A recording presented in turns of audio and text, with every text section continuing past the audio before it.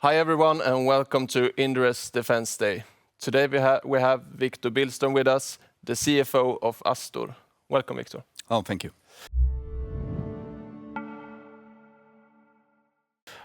So could you start by just briefly describe your company? What does your business consist of? What's your products and geographical focus? And Yes. The company's name is Scandinavian Astor Group. We are 5 subsidiaries in Sweden. We are based in Värnamo, Avesta, Kista, Upplands Väsby, and Västervik. And we are a defense industrial group. We have 2 different divisions. We have one whose name is Astor Industry and one Astor Tech. In Astor Industry, we are subcontractors to the defense giants in Northern Europe. And we deliver high quality composite products, laser cutting, etching, and we are subcontractors for weapons systems, for ammunition, and for support material, those kinds of material. And then we have Astor Tech, which is where we have our cornerstone in electronic warfare, is My Consult in Kista. They are highly skilled and they have been in the business in the early 1990s, and they make electronic warfare systems that the latest one is the 4th generation, and we are also looking into making drone jammers with a Ukrainian counterpart. And then we also have our newest acquisitions, which we just acquired here. So their name is AirSafe, and they make technical sewing. So they, for example, they deliver parachutes to the Swedish army, and also they are distributor for airborne systems, which is the number 1 military parachute supplier in the world. So, and they were used in the Second World War and everything. So we're very happy to have them in the Astor family now. So that's a brief overview. Yeah, great. And if we look at your markets, like what is driving the need for your products? I guess that the current geopolitical situation is one driver, but could you elaborate a bit on that? Yeah, sure. Of course, it's the environment we have at the moment. Of course, we have civil products as well. For example, the composites products we have, they are lighter and more stable. We make the highest quality composites, so it's a global arena for our composite. And there are drivers. Everything is getting electrified, and it needs to be lighter. And so there are other drivers than just the current bad landscape. Yeah.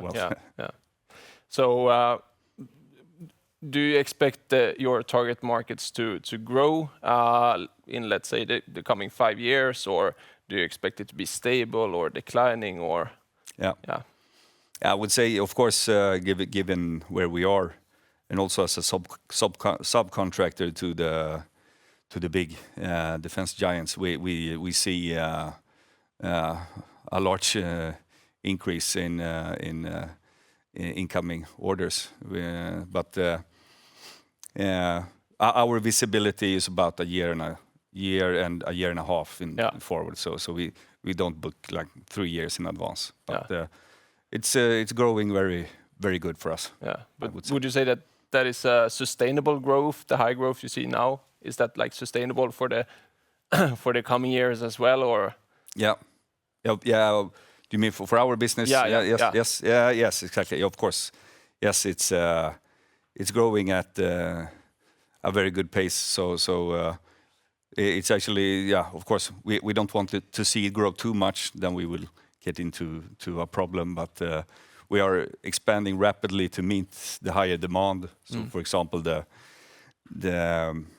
company we own, Investerare, Marström, they are investing the most heavily they've done in the history of the company. So we are really trying to meet the demand out there. Yeah, yeah. And it's a competitive environment. What makes you stand out in the market? But also important, what is your competitive disadvantages? Yeah, I would say, our competitive advantage is that we all our subsidiaries, we've been in the market for many years. Some of them are 50 years old. The latest, the company we bought in the autumn here, Mikroponent, they are well established. They are 51 years this year. So that's a competitive advantage because we are already delivering to the defense giants. So for them to have someone else do it is not really making sense, since they already have us producing at a good pace and good products, and we have a good relation. So that is the industry competitive advantage. But in the tech side, we see that we are world leading in what we do, and we will try to keep that advantage going forward. Yeah. And if we look more into your strategy, what does your strategy look like, and what choices have you made in your strategy, so to speak? Yeah, our strategy is, of course, to be very swift, agile. Be able to. You can see in the current war in Ukraine that you need something that was working 6 months ago is not working anymore. So you really need to be fast. And then, as a small company, I think we will try to be fast and deliver new products. For example, this drone jammer we developed in only a few months, and it's already in a senior testing stage. So I would say that's our one strategy. It's twofold. So we're trying to be swift. We're trying to invest a lot to grow a lot organically, and then we also have our M&A strategy, where we try to find other companies that fit into the group, both deep tech companies and subcontractors, which we can add to Astor industry, where we can deliver to the defense giants, because they cannot, if they have an order book for 3 years, they need help in supplying their customers. So we would happily help them from other subsidiaries in the future as well. Yeah, yeah. But what would you say are the biggest challenges and risks you need to manage to be successful with your strategy? And also, how much of this is in your hands versus external factors? Yeah, of course, there are always technical risks. Since we see ourselves as one of the most qualified companies in electronic warfare, it's a technical risk that the products take longer time than we hope they would to come to the market. That is a risk. But on the other hand, the market is moving so quickly, so we see the M&A agenda really supporting the whole company. So if certain things takes a little longer, we can add more companies and build a bigger Astor Group, so we have a more stable platform to work from. Yeah, yeah. So what kind of strategy are you working with in terms of growth versus profitability? And how are you looking to create value for your shareholders? Yeah, our main purpose is to create value for our shareholders. That's the most important thing. That's a good thing, yeah. Yeah, that's a good thing. And another thing is, I'm the 6th largest shareholder, so of course I have skin in the game. Yeah, I have skin in the game, and I also want everyone to have a good outlook with being a shareholder in Astor Group. Yeah. But on the financial side, we have communicated a goal for 2026. We want to have a turnover of 400 million and a EBITDA margin of 15% at least.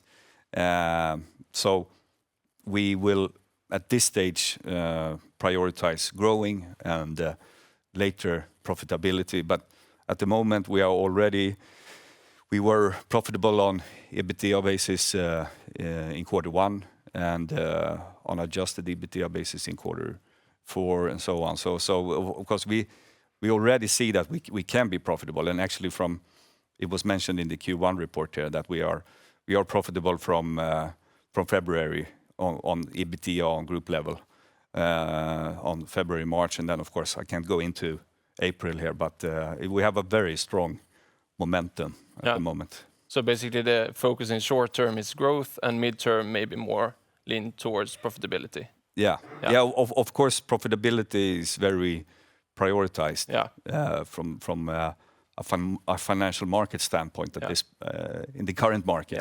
Still, I would say it's sort of leaning over to growth here, but it's not really there yet. But we are of course prioritizing growth, but we would like to show profitability, more profitability as soon as possible, of course. And we are also we said that in the report we are looking into moving over to IFRS from K3 here. So IFRS will mean it will support our M&A agenda, so we don't have to depreciate goodwill in our the balance sheet or the income statement further down will look better if we move over to IFRS. So that could be a good thing coming here for the shareholders.